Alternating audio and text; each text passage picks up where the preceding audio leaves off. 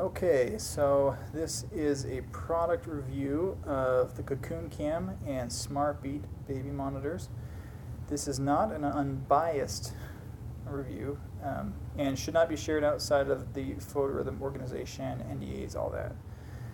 So let me first start with the Smartbeat app. I have both cameras, CacoonCam and our latest pan-tilt camera, sitting about 6.5 feet away from me. See here in the app, I've just got a bunch of different things. I've got my daughter sleeping, and you can see the little heart icon in the upper right corner means that it is Smartbeat enabled, meaning there is a base station attached to them. So let's look at the bottom basement one where I am sitting. You can see it's already analyzing breath. So it's searching the video looking for where it might be able to find breathing, and it'll probably pick me up just sitting over here while I'm kind of talking between breaths. So I'm going to save the time waiting for that, and I'm just going to tell it, hey, I want to start monitoring. It's going to ask, hey, why don't you tell us where your baby is, and that way we can monitor faster. Okay, so I tap on the center of my chest, and it begins to monitor. It also begins to track. So if I move around, just kind of knows, where I am in case the baby isn't asleep at that time, and it'll put a persistent notification up there. So that's that. Now I'm going to switch over to the CacoonCam. That's when my son was in front of me. I know. What are my kids doing up? 11:30.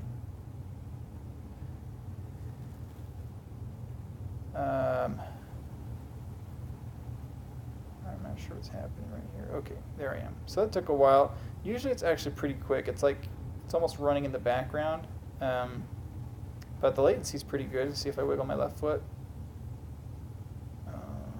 Right foot? There we go. Right foot. Left foot, right foot. There we go. So really, really fast actually. I'm pretty surprised. However, that little warning you saw, that banner in the bottom, I get that quite a bit. And that is really due to, I believe it's due to my internet connection. It's not the greatest, it's below par. I think 12 megabits per second, 3 megabits upload. It's not 80 or 100 megabits download. So it could be very well that it just may never work very well for me because the video takes a lot of bandwidth, as many have reported on reviews and such. This is all streaming to a central server, which is then doing all the image processing.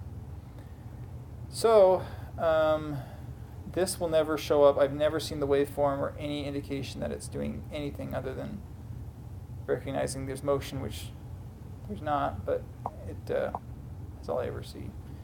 So not much really to show there other than I could stop it. Still has a hard time reaching the server.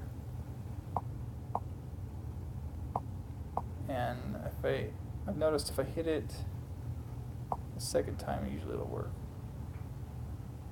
Maybe not. Okay, there it is. So you saw that button there. So start breathing monitoring. So it said it recognizes it's no longer trying to look for breath. Okay, so that's that case. And still in our app, it's going to reconnect to the camera. And it's going to recognize, hey, there's still breathing going on here. And I'm not exactly sure why I thought I was somewhere around 30. That's pretty high, but now I'm within the 13. I'm usually between 13 and 16 breaths per minute resting.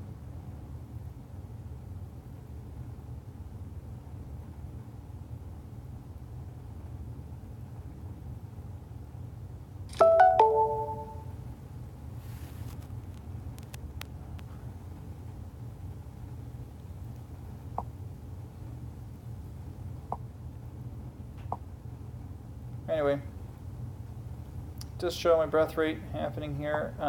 It looks like, for no reason, it's not picking up the greatest on my real-time breathing either, but that's the, I don't know, I guess it's to be expected if I'm talking and breathing at the same time.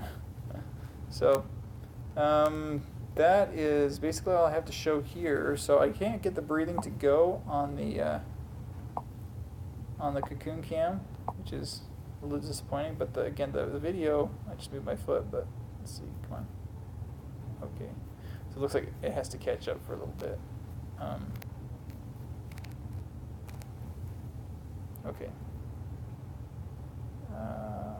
Oh, it looks like it's a little bit behind, but I'm sure it'll catch up. Again, I've been overall okay with how the video's worked on this. You know, I think it's been a fine viewing experience. It doesn't really have the zoom that you'd hope for. And then I don't know what those purple dots mean. It's like I'm breathing in all three of those places. I'm not sure.